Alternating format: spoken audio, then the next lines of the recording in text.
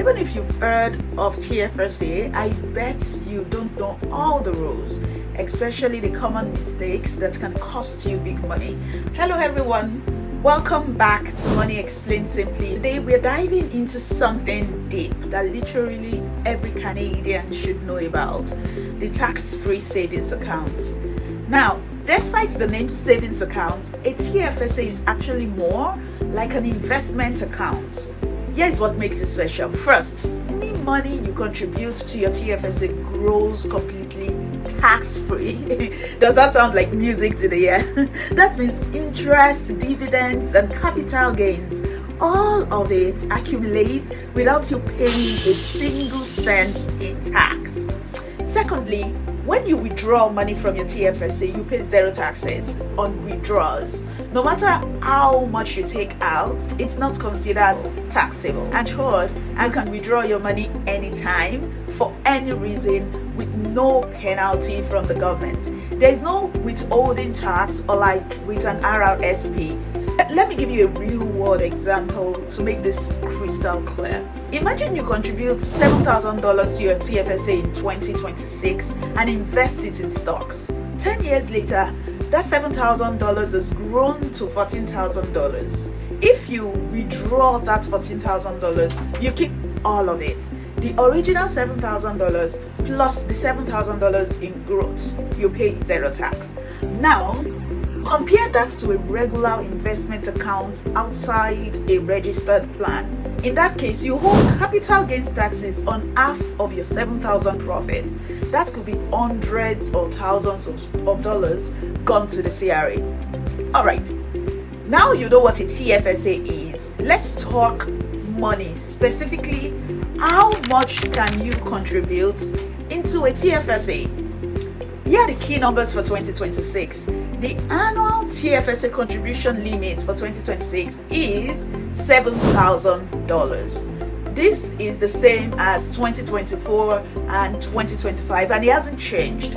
So if you've been eligible to contribute since the TFSA launched in 2009 and never contributed at all, your cumulative contribution room would be about $109,000 as of January 1, 2026. Now, here's something really important. Your contribution room accumulates automatically starting in the year you turn 18, even if you've never opened a TFSA. So, if you're 30 years old and never opened a TFSA and you've been in Canada all through, you've been accumulating room every single year since you were 18 years old. That's 12 years of contribution room just sitting there waiting for you. To check your exact contribution room, all you need to do is to log into the CRA My Accounts portal and you'll see what your contribution room is.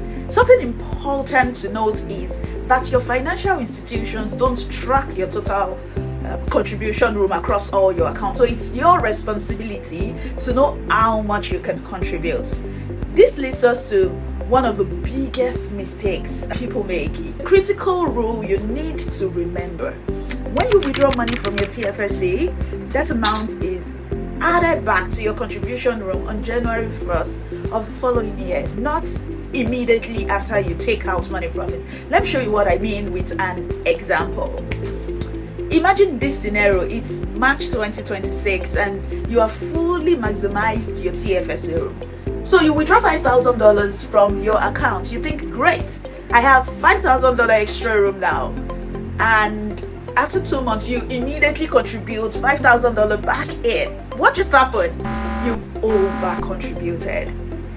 Your withdrawal from your TFSA won't restore your contribution room until January 1, 2027. So if you contribute that $5,000 back in 2026, you are over the limit and you will owe penalties. This is one of the most common TFSA mistakes people make.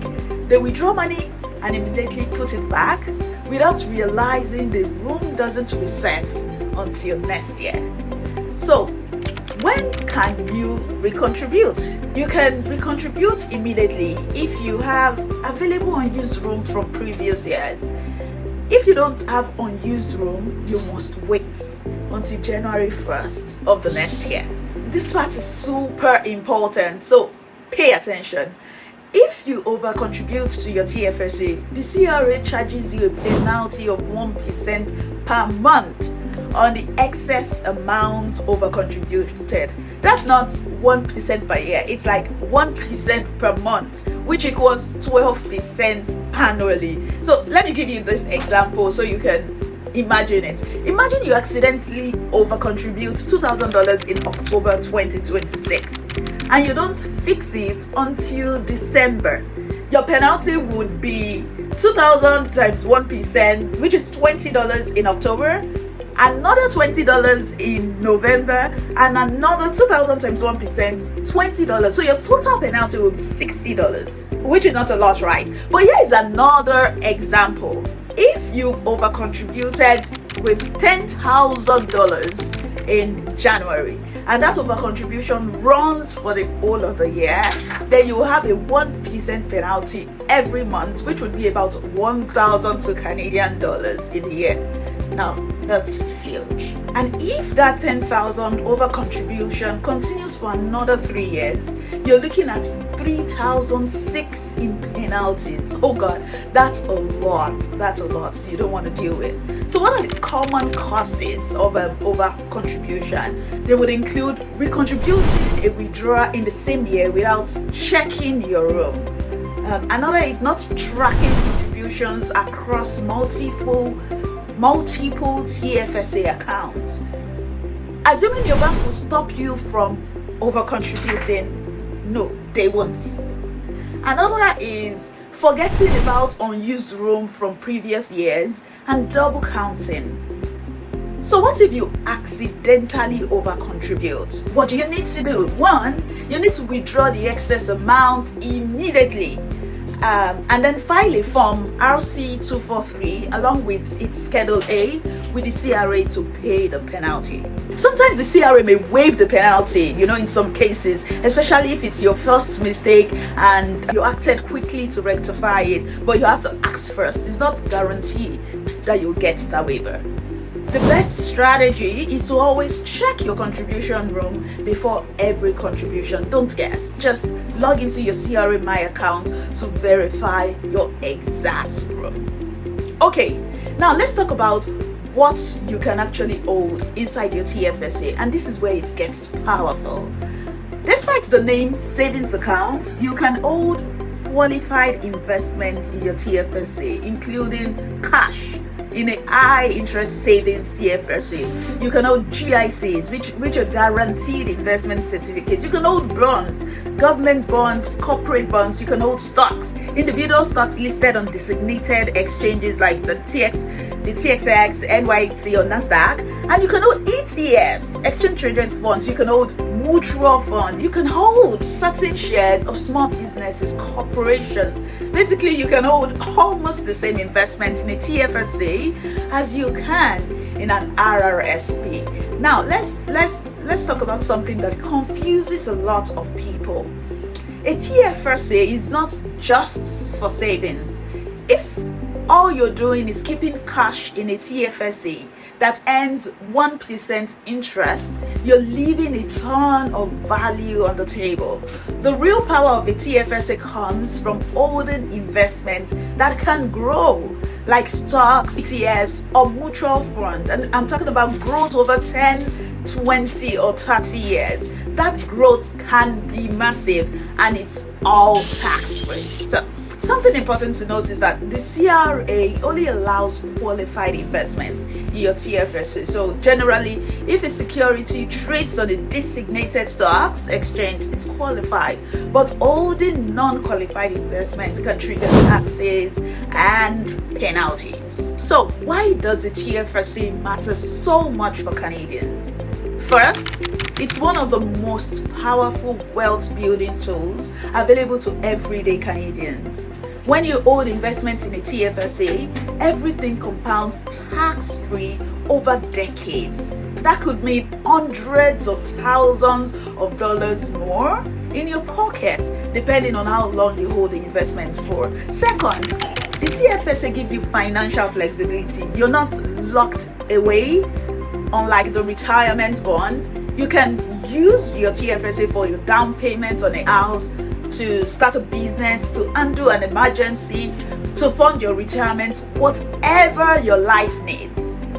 Thirdly, TFSA withdrawals don't affect your eligibility for income-tested government benefits. This is huge for seniors. If you withdraw money from an RRSP in retirement, it counts as income and could reduce your old age security or guaranteed income supplement. With TFSA withdrawals, there is no impact at all. And fourth, the TFSA benefits everyone, regardless of income level, while an RRSP value depends heavily on your tax bracket. A TFSA is valuable whether you earn $30,000 or you earn $300,000. Bottom line, if you're a Canadian, you're eligible for a TFSA once you turn to the age of majority in your province, usually 18 or 19, and you have a SIN. And if you haven't opened one yet, you're literally leaving free money on the table every single year. Alright, let's quickly recap the key takeaways from today's video. First, tax-free savings account allows contribution to grow tax-free and withdrawals are tax-free.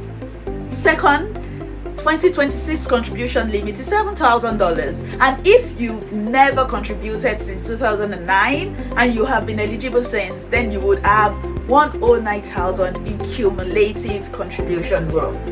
Third, withdrawals are tax-free and don't affect government benefits, but room is restored on January 1 of the following year.